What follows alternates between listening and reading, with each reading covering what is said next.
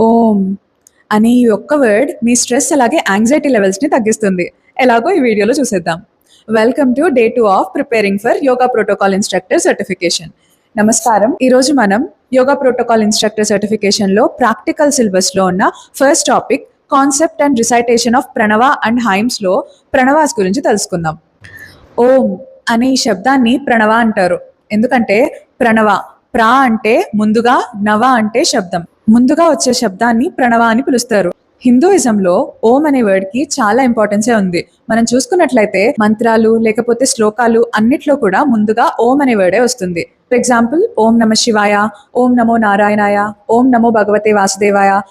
అలాగే సైంటిఫిక్ గా చూసుకున్నా సరే ఓం అనే వర్డ్ తో యూనివర్స్ క్రియేషన్ అనేది లింక్ అయి ఉంది అని చెప్పి బిగ్ బ్యాంగ్ థియరీ వల్ల మనకి తెలుస్తుంది. ఓం ని అని చెప్పి ప్రొనౌన్స్ చేయాలి. ఆ ఊ అని చెప్పి మూడింటిని కలిపి ఓం కింద పలుకుతాం అనమాట. ఓం ని రిసైట్ చేయటం ఎలాగో ఇప్పుడు చూసేద్దాం. ముందుగా మీరు కంఫర్టబుల్ గా కూర్చోవాలి. Either in Padmasana or Sukhasana. Deep breath తీసుకొని ఎక్స్హేల్ చేసేటప్పుడు ఓం అనేది చాంట్ చేయాలి. ఎలాగో నేను ఇప్పుడు చూపిస్తాను, అబ్జర్వ్ చేయండి.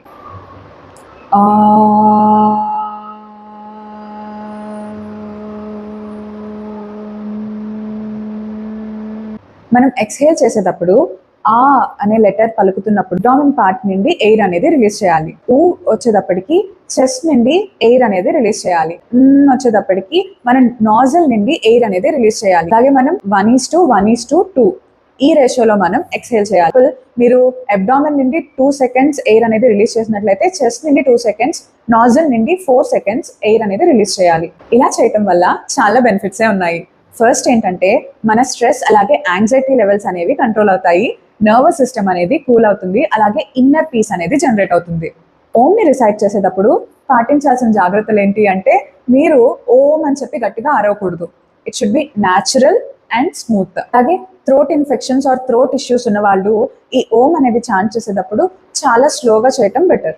That's it for today. Bye bye.